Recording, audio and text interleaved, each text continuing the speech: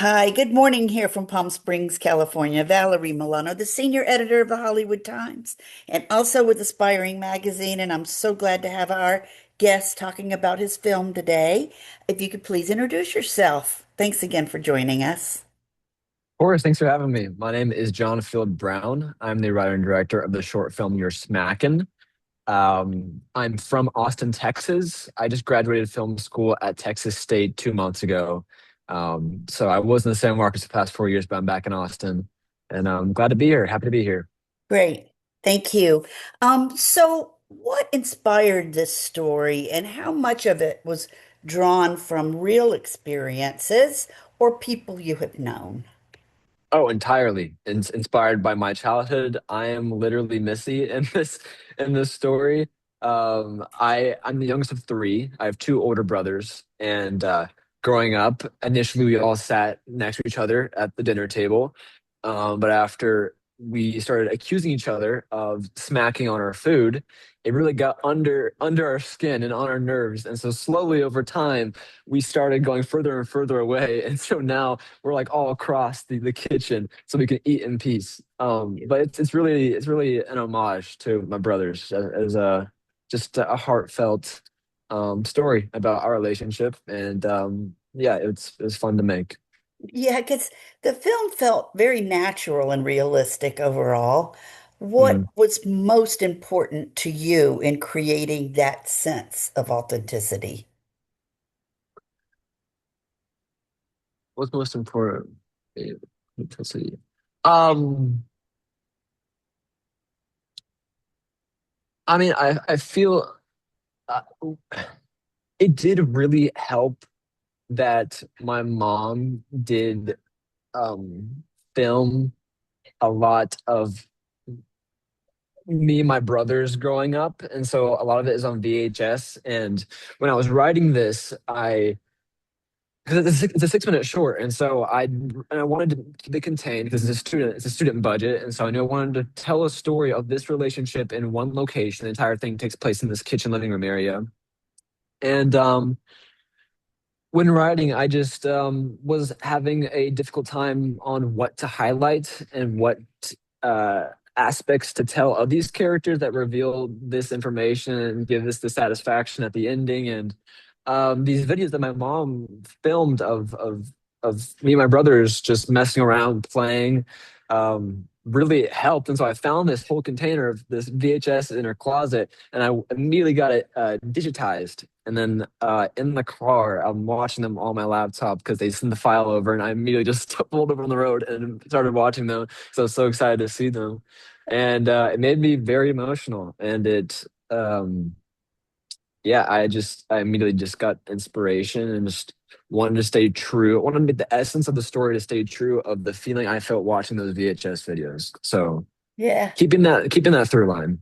I love that because that makes me feel better that I've videotaped my kids so much now. So Hmm. hopefully one day they'll be appreciative like you are. Absolutely. So how did you work with the young actors or actresses to help them understand, excuse me, the Mhm. emotional changes that their characters were experiencing, especially the female actress? Yes.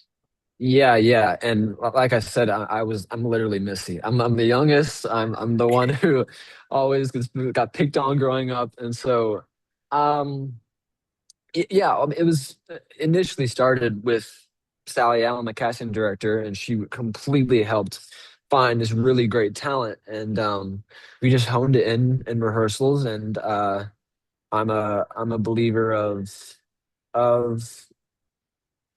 of intense collaborate. I'm not gonna get there. I'm not gonna be okay. Now this is when you're sad. He just broke your teeth. So like it just I am the rehearsal is immediately okay. Tell me a story. Do you have siblings? Okay, great. Tell me a story. What about? And so if I can get them to connect on a personal level with their own life, then it makes it much more easier for me to then kind of use that as like in my tool belt, saying, okay, now when your brother Jake did this to you, with like what would you do here in this moment? I direct by asking questions, and then they give me an answer. I'm like, yes, okay, now let's try that for this take. And so trying to relate to their personal life. Yeah. gives me a better performance, I found. That's so smart. And I'm going to switch gears here because the older couple in the second half were Hmm. wonderful and very funny. How did you cast them, and how much of their humor was written versus something they brought naturally to their performances? And casting Waltz, I really the biggest thing I was looking for was a laugh. I needed to hear their laugh because that was like the big payout. I wanted to, and so we had a couple of Waltz and Stanley Elmore. Oh man, hearing his tape for the first time, I was started laughing. I started smiling. I was like, okay, this is our guy. But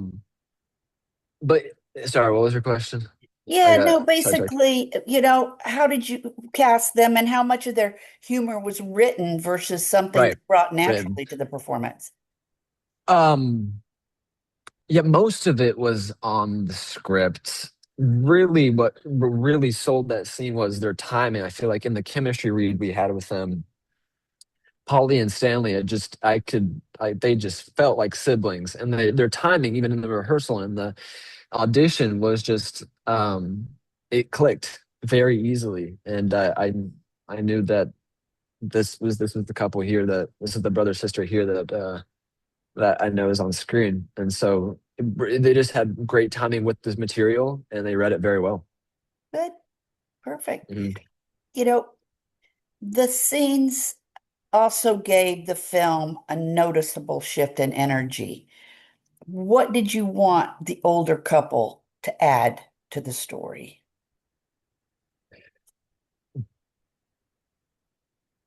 Um,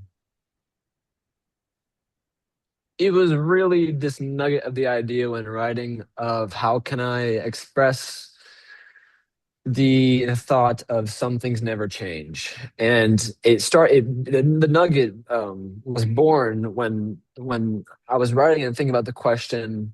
I grew up with my two older brothers, Ross and Henry, and we mess around and we joke and we have our own humor, and it's a very brotherly love, and just the question of, okay, yeah, that's our childhood, and this short could be 3 minutes, and it could just be that first half. But what I think the big emotional pull why I love this movie so much is because we want to see what happens with them. And so the question was, okay, with me and Ross and Henry, what will our relationship look like in 50 years? Yeah. And what if it was exactly like it was when we were kids?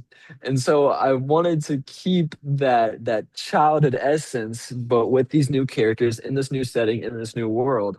And I'm a very nostalgic person, so I knew having calling back to the first half of the movie and the second half would be a nice touch. But yeah, I think the emotional hit is really in the second half. That's why I wanted to add it with them. They really pulled it off really well and tied up in a nice neat bow at the end. Yes. And the music in the film was cute. It added a sweet, playful quality. Um, how did you Mhm. choose the score, and what did you want it to bring to the film? Before I wrote a word on the paper, I found music. I'm all my short films. I do not write a word until I find the song or the sound, and then I listened. I've probably listened to that song a couple hundred times by now. I just listen to it on repeat as I write because I feel like the music is crucial for me. Any movie I watch, the music is like the soul. It's the body. It's how you're kind of just telling the audience how to feel. Um, and it can very much strengthen the writing and the performances in that scene. And so I found it. I don't have a composer. I just found it online and I licensed it, and then I um I played the music in the audition, like it's in the background because I want to see, I want to hear these performances with this music. I am in love with composing, with scoring. It's a dream one day to make a movie and to stand in front of an orchestra and hear them play the score for my movie. So, yeah, it's a very crucial part of the puzzle. Nice. John, what do you hope audiences will be thinking or talking about after they watch the film? To cherish the moments with your family, with your loved ones, Nice. to call their mom, to hug their brother, to hug their sister. I just think life goes too fast. And before you know it, all of us are graduating from college and getting married and having kids and starting a family. And this 5-person family that you had, and that was like your, like it was. I feel like as a kid, you never think like, oh, this will be the same. Like mom and dad will, I'll be AD, will have this to be the same, but you kind of start your own, and then you're the, and so I don't know. It's a very like existential thing that I think about when writing this script. It just life goes by too fast, and to just enjoy the small things and call your mom. I love it. I'm going to send this interview to my children right away, my grown kids. Yep, Call me. yep, Thank you, John. And of good course. luck with the film and at the River Valley Festival. And really enjoyed it and meeting Thank you you. so much. Thank you so much for Okay. this And keep opportunity. up the great work. We're HollywoodTimes.net, and the Hollywood Times official is our YouTube channel. So keep us posted on your future endeavors. And it's been nice meeting you virtually. All right. Yes, nice to meet you, Valerie. Okay. Thank you. Keep smiling. Take care. Bye.